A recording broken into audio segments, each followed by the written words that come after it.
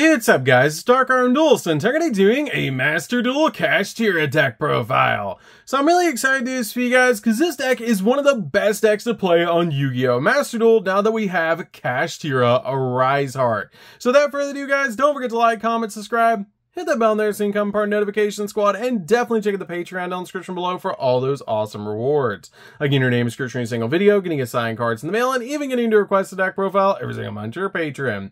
So without further ado, let's get straight on into this. So first off, we're going to be playing 3 copies of Kashtira Unicorn. This card is a definite 3-of in the deck. That's actually a 1-card combo for this build. This card is amazing because if you don't control a monster, you can instantly special summon this card to your side of the field. It also searches out your Kashtira spell cards, like your copies of Theosis, so you can go 1-card combo, and it helps you look at your opponent's extra deck so you can rip cards out of it and banish them face down so that you can get rid of your opponent's boss monsters, which is crazy powerful. We then play 2 copies of Kashtira Fenrir. Fenrir is an amazing 2-of in the deck because this card spot removes cards off the field. You can special summon it to your side of the field if you don't control a monster, and it lets you search Kashtira monsters from your deck to your hand, which is an amazing effect. We're playing it at 2 because it currently is at 2 in Yu-Gi-Oh! Master Duel, but this card is an amazing 2-of in the build. We then play a single copy of Kashtira Ogre. Ogre is a great card to be able to play as a 1-of in the deck, just to have another name in the build to be able to summon to your side of the field. Plus, with cards like Theosis, you want to play different attributes, and I feel like this is one of the best options to be able to play because it does special summon itself to your side of the field, just like your copy of Fenrir and Unicorn. We then play 3 copies of Kashtira Rise Heart. Rise Heart's an amazing 3-of in the build because this card can special summon itself to your side of the field if you control a Kashtira monster, which is a great ability. And during your main phase, if this card was normal or special summoned this turn, you can banish a Kashtira card from your deck except a copy of Rise Heart, which will usually be your copy of Big Bang that you'll actually banish off this card's ability. And it does banish the top 3 cards of your opponent's deck face down, and then if you banish any cards, this card's level becomes 7, which is amazing to increase this card's level to 7, so you can go in for XZ plays. And I love the combo of already having a copy of Shangri-Ira on your side of the field, using this card's ability to banish Big Bang, and then recovering one of the materials off your copy of Shangri-Ira, which is just such a powerful effect. I love that about this card, and it helps out so much because then you can make a 1-card Arise Heart because your effect of your Shangri-Ira will go off because something was banished face down off this card's ability that was controlled by your opponent, which is the top 3 cards of the deck. So then you can make a 1-card Arise Heart, which is so powerful. We then play a single copy of the Scareclaw Kashtira. This card is a definite 1-of in the deck. This card helps out a lot just as an extender, because during the main phase, quick effect, you can special summon this card from your hand, and if you do, banish a Kashtira card from your hand or graveyard, which is super easy to do and actually helps us out a lot because you can banish cards like Theosis, so you can recover some of your banished Kashtira cards. This card is a definite 1-of in the build. You can also attack while in defense position, applying its defense points like a copy of a super heavy samurai monster, which is super cool because it comes out with 2,600 defense points. We then play 2 copies of Planet Pathfinder. Terraforming is currently at 0 in Yu-Gi-Oh! Master Duel, and our copy of our field spell is at 1 in Yu-Gi-Oh! Master Duel, so we really need a way to be able to search out our copy of Unicorn to guarantee we're going to get to it. When with the field spell at 1, you need a way to get to the field spell so you can search your copy of Unicorn, and this deck doesn't need its normal summon, which is why we play the 2 copies of Planet Pathfinder in the build, so we can normal summon our copy of Planet Pathfinder and then tribute it so we don't have a monster on the field so we can summon out our other cards, and then search out the field spell, and then activate field spell and search out our copy of Unicorn, basically giving us like 6 copies of Unicorn in the deck, which is amazing to be able to guarantee that you're going to have basically a copy of Unicorn when you start. The reason I'm only playing 2 is because if you play 3, it does break a little bit, because once you get to your field spell, you basically don't summon this card anymore and you don't want to draw into it, which is why I just play 2 copies in the deck. We then play 3 copies of Ash Blossom. Ash Blossom's an amazing 3-of just to stop your opponent from touching the deck and searching out cards. We then play 3 copies of Maxi. This card is insane and is a definite 3-of in just about every single deck in Yu-Gi-Oh! Master Duel. It's one of the craziest, probably is the craziest hand trap ever created, and it's just a crazy powerful card overall just to help you draw cards. We then play 2 copies of Dimension Shifter. This card actually helps us out a lot by banishing our cards, so this card is a definite 2-of in the build, and sometimes just by activating this card, you instantly win. So this card is a definite 2-of in the deck. So that's it for the monsters, guys. Let's get into the spells.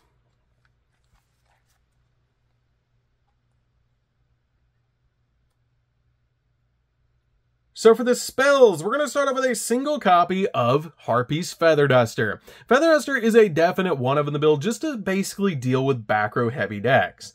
We then play a single copy of Pot of Prosperity. Prosperity is a really good 1-of just to help us dig into the deck so we can get to our copies of our field spell or a copy of Unicorn so we can go full combo. We then play a single copy of the Pressured Planet.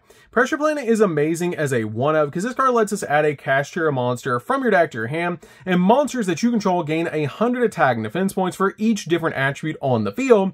And if a Kashtira Shangri Era you control activates its effect, it also lets you pop a card on the field, which is amazing just to be able to pop cards on the field when you're also zone locking your opponent, which is just absolutely crazy.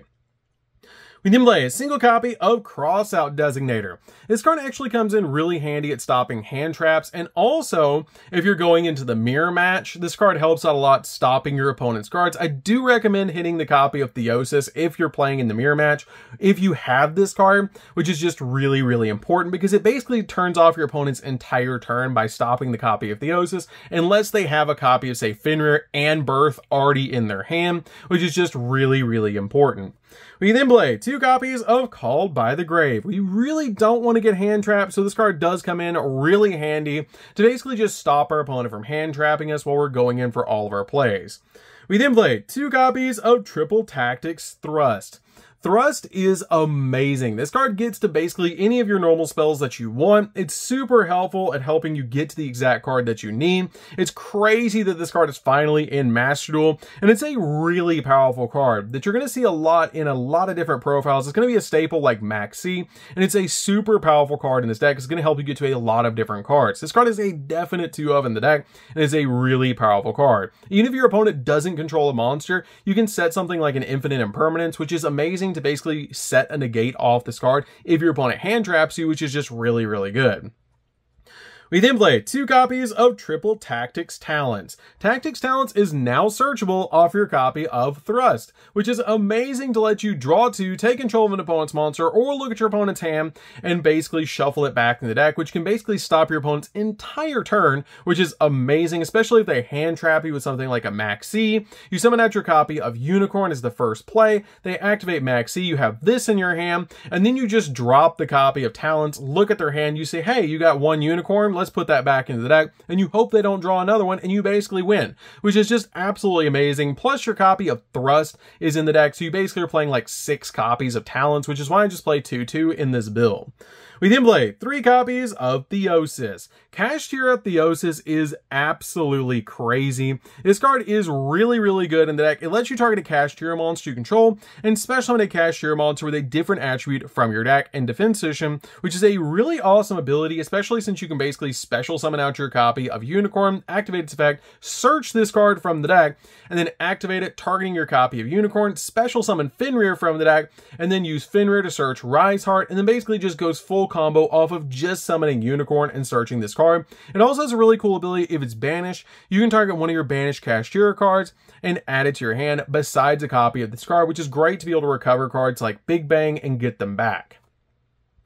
We then play 3 copies of Kashtira Birth. Kashtira Birth is one of the craziest cards in the entire deck that if you already have a copy of Theosis, you probably should be searching this card off your copy of Unicorn, because it has the ability to normal summon a level 7 monster without tributing once per turn, and also during your main phase, you can special summon 1 non-XZ Kashtira monster that's banished or in your graveyard, being in every single turn that's your turn, monster reborn for your Kashtira cards. In the mirror match, it usually ends by whoever gets to this card and Unicorn first, which is just absolutely absolutely crazy because going into the grind game, this card just wins you games, and it's one of the most powerful cards in the entire deck because it also has the ability that if your opponent activates a spell or effect and you control a Kashtira monster, you can target 3 cards in your opponent's graveyard and banish them face down, basically locking them out of the game, which is crazy. This card is a definite 3 of the deck and something you always want to see in your opening hand. So that's it for the spells, guys. Let's get into the traps.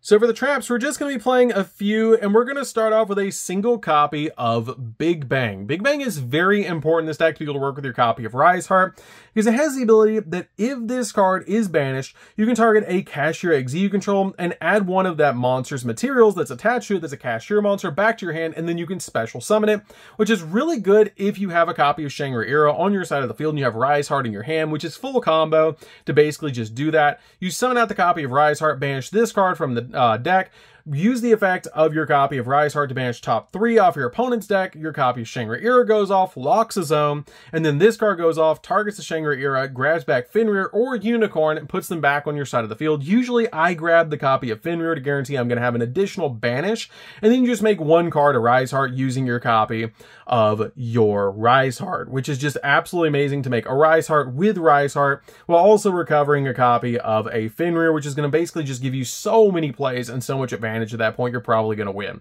So this card is really good at just banishing off your copy of your Rise Heart. We then play 3 copies of Infinite Impermanence. Impermanence is just amazing to go along with all the other hand traps. And this card is really good because, again, in the mirror match, this card helps you out a lot to basically just drop this card against the first card that they summon out to their side of the field, because then they have to have a follow-up play with something like a Birth or another monster they can summon. And this card is really, really good because it doesn't activate the effects of Unicorn or Fenrir, which is really good because you have to use a monster effect to make them go off. And this card is a trap. So if you're going second, this card is really good at stopping your opponent, or if you're going first, you can set this card face down and lock down an entire column of spells and traps. This card is going to be one of the best hand traps this format in Yu-Gi-Oh! Master Duel, and it's a definite 3 of in the deck. So that's it for the main deck, guys. Let's get into the extra deck. So for the extra deck, guys, we're going to start off with 3 copies of a Rise Heart. I'm so glad that this card is finally in Yu-Gi-Oh! Master Duel. This card is one of my favorite boss monsters because it's so broken. This card is so good because it's basically a walking macrocosmos. Detach 3 materials from this card and target a card on the field and banish it once per turn, which is a quick effect, which is insane because you can use it on both players' turns. If anything gets banished, you attach a material to this card. And also you can make it for 1 material if either player has used the effect of Shangri-Ira and it's resolved on the field, you can make this card for 1 material, meaning you can just summon out a copy of Unicorn and instantly make this card, which is just crazy powerful if you're playing in the mirror match and your opponent does activate a copy of Shangri-Ira, which is crazy insane how easy that is to pull off. This card is a definite 3 of in this build, and it's one of the most powerful boss monsters ever created. Probably is the most powerful boss monster ever created. We then play 3 copies of Shangri-Ira. Shangri-Ira is amazing as well as a 3 of in this deck because it has a really cool ability during each of your standby phases. You special summon a Kashtira monster from your deck to your side of the field, which is really good to instantly basically just special summon out one to your side of the field every standby phase.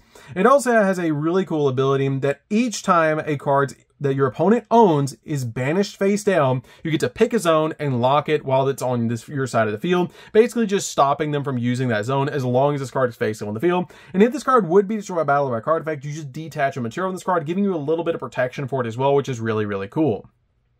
We then play 2 copies of Big Eye. Big Eye is great because it lets you take control of an opponent's monster, which helps out especially in the mirror, and is just a really awesome card overall. We then play a single copy of Dark Armed, the Dragon of Annihilation. This is my favorite XZ ever created outside of a Rise Heart, and your copy of Flare Metal, but this card is really good because it does spot remove cards off the field, and it also banishes cards from our graveyard, which can help us banish cards like Big Bang and Theosis from our grave, so we can get their effects to go off, while also spot removing cards off the field.